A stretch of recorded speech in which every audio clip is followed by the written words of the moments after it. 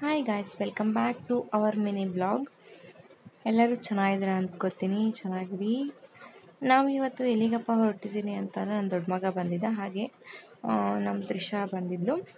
So Ugadi ಹಬ್ಬ ಬಂತಲ್ವ ನಾಳೆ, so ಇವತ್ತೇ ಫೋಟೋಶೂಟ್ ಮಾಡೋಣ ಅಂತ ಹೇಳ್ಬಿಟ್ಟು ನಾವು ಹೊರಟಿದ್ದೆ ಮಾವಿನ ತೋಪಿಗೆ. ನಮ್ಮ ದೊಡ್ಡಮ್ಮವ್ರದ್ದೇ ಇದು ಮಾವಿನ ತೋಪು ನೋಡಿ. ಅಂದರೆ ಮಾವಿನ ಗಿಡ ಏನು ಜಾಸ್ತಿ ಏನಿಲ್ಲ, ಬೇರೆ ತೋಟದ ಹತ್ರ ಇತ್ತು, ಬಟ್ ನಾವು ಹೋಗಿದ್ದೆ ಕಮ್ಮಿ ತೋಟದ ಹತ್ರ.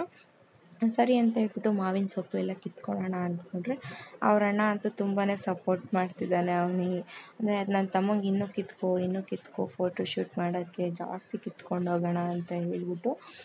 ಸೊ ನಾವು ಮಾವಿನ ಮರ ಬಿಡಿಸ್ಬಿಟ್ಟು ಆ ಥರ ಥೀಮ್ ಇಟ್ಕೊಂಡಿದ್ದೆ ಐಡಿಯಾ. ಸೊ ಅದೆಲ್ಲ ಆಯಿತು.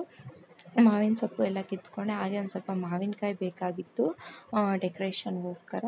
ಸೊ ಮಾವಿನಕಾಯಿ ಕಿತ್ಕೊಂಡು ನನ್ನ ದೊಡ್ಡ ಮಗ ನೋಡ್ತಿದ್ದೀರಲ್ವ, ಮರ ಹತ್ತಕ್ಕೆ ಟ್ರೈ ಮಾಡ್ತಾನೇ ಇದ್ದಾನೆ. ಮರ ಹತ್ತಕ್ಕಾಗಲಿಲ್ಲ ಅಂತ ಹೇಳ್ಬಿಟ್ಟು ಕೆಳಗಡೆ ನಮ್ಮ ಮಾವನಣ್ಣ ಕಿತ್ಕೊಟ್ಟ.